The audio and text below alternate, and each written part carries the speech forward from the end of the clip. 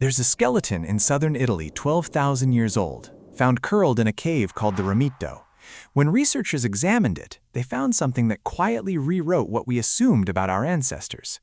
The man had a severe form of dwarfism, shortened limbs, a body that could not run, could not throw a spear with any force, could not keep pace with the hunting party crossing rough terrain in the last ice age. By every rule of survival, he should have died in infancy. He didn't. He lived into his teens. Someone carried him when the group moved. Someone made sure he ate. And that raises a question most people never think to ask. If Ice Age humans went out of their way to keep a disabled boy alive, what did they do with the ones whose minds broke instead of their bodies? We've inherited a story about our ancestors. Nasty, brutish, short. A world where anyone who slowed the group down was left on the ice, where the group's survival depended on ruthless efficiency, and ruthless efficiency had no room for someone who couldn't contribute. The bones don't back that up, not for the body, and increasingly, not for the mind either. Start with the basics. Mental illness isn't a byproduct of modern life. It didn't arrive with cities or clocks or overstimulation. Every population of humans ever studied, in every era, on every continent, produces roughly the same rate of serious psychiatric conditions. Schizophrenia alone shows up in close to 1% of people everywhere researchers have looked, which means in a hunting band of 60 people 20,000 years ago, statistically, someone was hearing something the rest of the group couldn't hear. So what happened to that person? The old answer was simple: exile, or worse.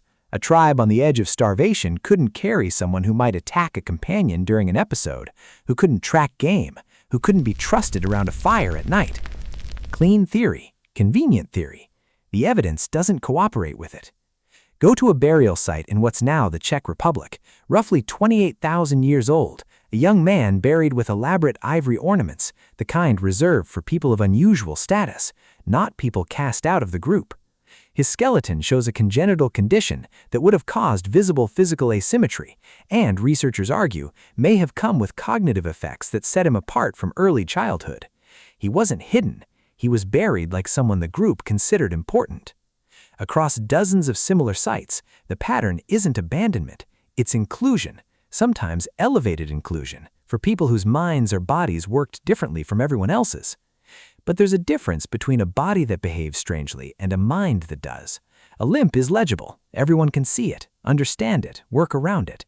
A person who suddenly can't tell what's real, who talks to something no one else can see, who shifts overnight into someone unrecognizable, that's not just difficult, that's frightening in a way a limp never is. So how did they explain it? Almost everywhere, the same solution appears. They didn't call it broken, they called it a crossing. The person hearing voices wasn't malfunctioning, they were receiving something. The visions weren't symptoms, they were transmissions from somewhere the rest of the group couldn't reach. The break from ordinary reality wasn't a wall, it was a door, and this person happened to be standing in it. Picture a teenager in a Siberian hunting camp 12,000 years ago. She stops sleeping. She starts speaking in fragments that don't track with anything happening around her. Today, we'd run a checklist and likely land on a diagnosis. Back then, she was the one the ancestors had reached and touched.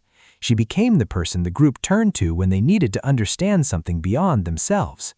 That figure exists under different names in nearly every culture ever documented.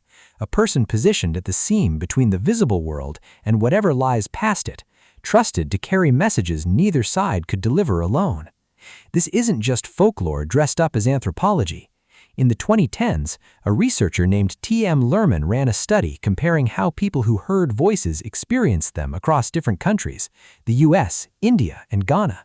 In India and Ghana, many described the voices as familiar, sometimes kind, sometimes instructive, a relative, a guiding spirit, something with a name and a relationship to them. In the US, the voices were overwhelmingly violent, invasive, hostile. Same underlying condition, radically different experience, shaped almost entirely by whether the surrounding culture handed the person a framework or left them alone with the noise. That single finding says something enormous.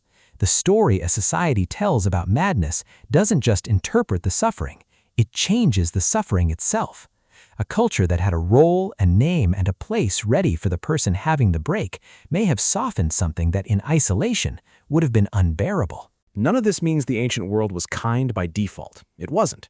Across thousands of excavated skulls on every inhabited continent, archaeologists keep finding evidence of trepanning, holes cut into living human skulls, some dating back over 10,000 years. Many were likely performed on people believed to be possessed, the hole meant to let out whatever spirit had taken hold of them.